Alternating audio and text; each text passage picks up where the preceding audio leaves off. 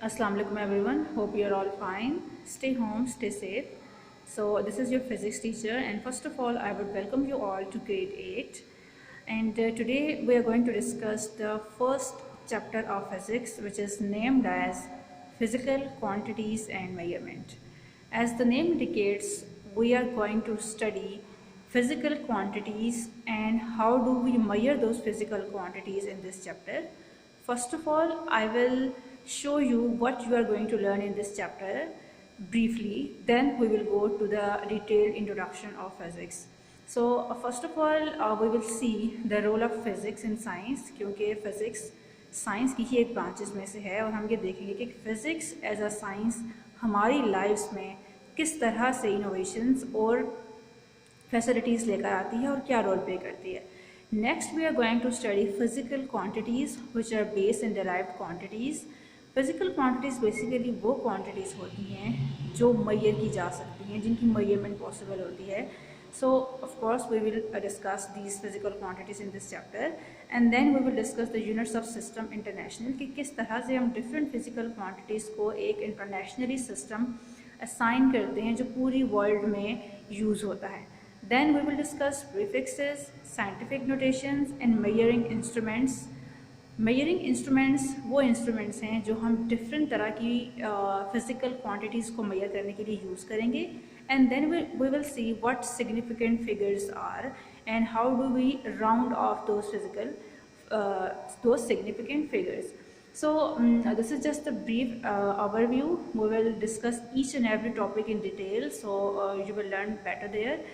And first of all today we will discuss introduction to physics कि physics basically होती क्या है, क्योंकि आपका physics का because previously you were studying only a science subject, but here in grade 8 you will discuss different like branches of sciences, physics, chemistry, biology and whatever you have opted.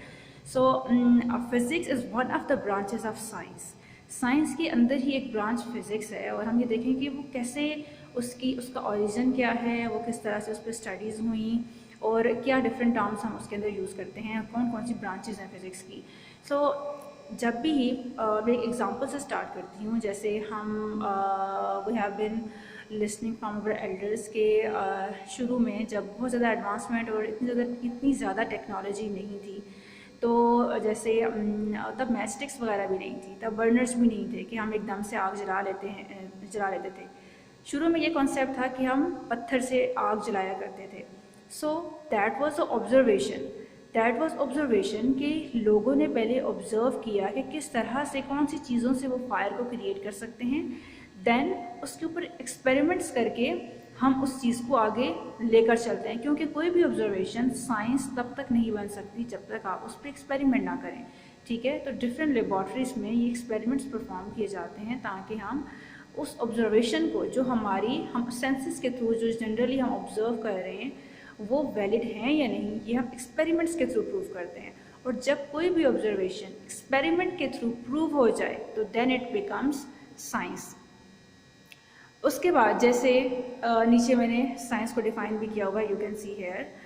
तो इसकी definition में यही है, the knowledge gained through observations and experimentation is called science. यानी कोई भी knowledge जिसमें observation और एक्सपेरिमेंट्स शामिल ना हो उसे हम साइंस नहीं कह सकते.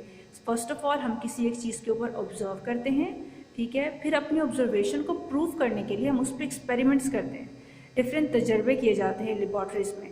और जब वो चीज़ एक्सपेरिमेंट से प्रूव हो जाए और हमें कंसिस्टेंट बार बार एक ही रिजल्ट मिले, तब हम उस चीज़ को साइंस कहते हैं और उस नॉलेज को एज अ साइंस लेकर चलते हैं. So this is the basic definition of science. And now we will discuss one of the branches of science which is physics. ठीक है, तो शुरू में जो कॉन्सेप्ट यूज़ किया जाता था इन अर्ली सेंचुरीज वो था नेचुरल फिलॉसफी का. ठीक है, natural philosophy as the name indicates के नेचर से ही निकलती है. नेचर की चीज़ों को ऑब्जर्व करके हम डिफरेंट चीज़ों को, ऑब्जेक्ट्स को स्टडी करते हैं. नेचुरल फिलॉसफी के अंदर दो तरह की साइंसेज आती हैं, एक है फिज़िकल साइंस, ठीक है, और दूसरी है बायोलॉजिकल साइंस. फिज़िकल साइंस के अंदर नॉन लिविंग थिंग्स आती हैं और बायोलॉजिकल साइंस के अंदर लिविंग थिंग्स आती हैं. ठीक है, नॉन लिविंग थिंग्स कौन सी चीज़ें हैं, आपने अपने ग्रेड 7 में भी इसको बहुत डिटेल में पढ़ा होगा कि नॉन लिविंग थिंग्स वो हैं जो लिव नहीं करती, जिनको एयर, वाटर, ऑक्सीजन लिव करने के लिए नहीं चाहिए होती, ठीक है। They are physical objects, they are non living objects. Where as biology के अंदर हम लिविंग थिंग्स को पढ़ते हैं, all the living things. So non living things के अंदर ही फिजिक्स भी आती है, केमिस्ट्री भी आती है, there are many other branches जो नॉन लिविंग थिंग्स के अंदर आती हैं, but what we are concerning is physics. So हम ये कह सकते हैं कि नेचुरल फिलॉसफी की दो ब्रांचेस हैं, फिजिकल साइंस, बायोलॉजिकल साइंस, और फिजिकल साइंस जिसके अंदर हम नॉन लिविंग थिंग्स पढ़ते हैं, उन्हीं के अंदर एक ब्रांच है फिजिक्स, जिसको हम डिटेल में पढ़ेंगे। And similarly let's define natural philosophy, जैसे कि हमने डिस्कस किया था। Until 18th century, various aspects of material objects were studied under a single subject called natural philosophy. Means कि 18th century तक हर तरह के मटेरियल ऑब्जेक्ट्स को एक ही कैटेगरी के अंदर स्टडी किया जाता था, विच इज़ नेचुरल फिलॉसफी, क्योंकि तब साइंस की ये सारी ब्रांचेस डिवाइड नहीं हुई थी, तब नॉलेज इतना ज़्यादा गेन नहीं हुआ था, और हम हर एक मटेरियल ऑब्जेक्ट को एक ही ब्रांच के और एक ही टर्मिनोलॉजी के अंडर स्टडी करते थे, which was natural philosophy. And then जैसे जैसे इसके ऊपर ऑब्जर्वेशन बढ़ती गई, जैसे जैसे इसके ऊपर एक्सपेरिमेंट्स करके डिफरेंट इन्वेंशंस होती गई, डिफरेंट नॉलेजेस हमारे पास साइंटिफिक आती रही, उसके बाद हमने साइंस को डिफरेंट ब्रांचेस में डिवाइड किया, जो कि थी हमारे पास फिजिकल साइंसेज, बायोलॉजिकल साइंसेज, और फिर फिजिकल साइंसेज के अंदर भी हमारे पास बहुत सारी ब्रांचेस क्रिएट हो गई। सो नेचुरल फिलॉसफी वो हमारे पास फिनोमेना है जिसके अंडर हर तरह के मटेरियल ऑब्जेक्ट्स को स्टडी करते थे अंटिल 18th सेंचुरी। सो फिजिक्स क्या है? In physics we study matter, energy and their interaction, ठीक है। अब मैटर क्या है? मैटर कोई भी ऐसी चीज़ होती है जो आपके पास which occupies space and which has weight, ठीक है। अगर हम अपने इर्द गिर्द थोड़ी सी भी ऑब्जर्वेशन करें तो हमें ये पता लगेगा कि हमारे इर्द गिर्द कितने सारी चीज़ें ऐसी हैं जो मैटर कहलाती हैं। फॉर एग्जांपल, अगर you consider the example of chair, it occupies space and it has weight, ठीक है, it means it is a matter, ठीक है। टेबल है, जितने भी हमारे इर्द गिर्द जितने भी फिजिकल ऑब्जेक्ट्स हैं, they are all matter because they occupy space, वो कुछ जगह घेरते हैं और उनका वेट भी होता है। तो कोई भी ऐसी चीज़ जो स्पेस को ऑक्यूपाई करती है और वेट ऑक्यूपाई करती है, that is called as matter. और एनर्जी क्या होती है? एनर्जी कोई भी फॉर्म्स की हो सकती है। अगर कोई एक बॉडी मूव कर रही है, कोई एक बॉडी एक प्लेस से दूसरे प्लेस तक मूव की है, तो इट मीन्स कि उसके अंदर काइनेटिक एनर्जी प्रोड्यूस हो गई है।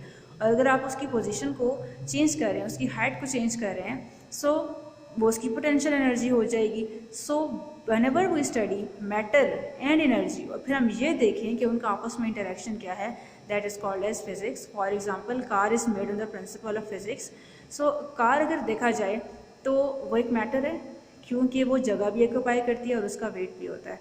सो ये मैटर है। एनर्जी कैसे है? क्योंकि कार जो सी है वो चलती ही एनर्जी पर है, ठीक है। और उसके अंदर जब वो for example whenever the car is moving, वो काइनेटिक एनर्जी पोजेस करती है, ठीक है। और उसको मूव करने के लिए भी different kind of fuels and energy चाहिए होते हैं। So this is the simple example जिससे हम स्टार्ट करेंगे, एंड देन अगेन ब्रांचेस के अंदर we will discuss further examples, so you will better understand the concept of physics.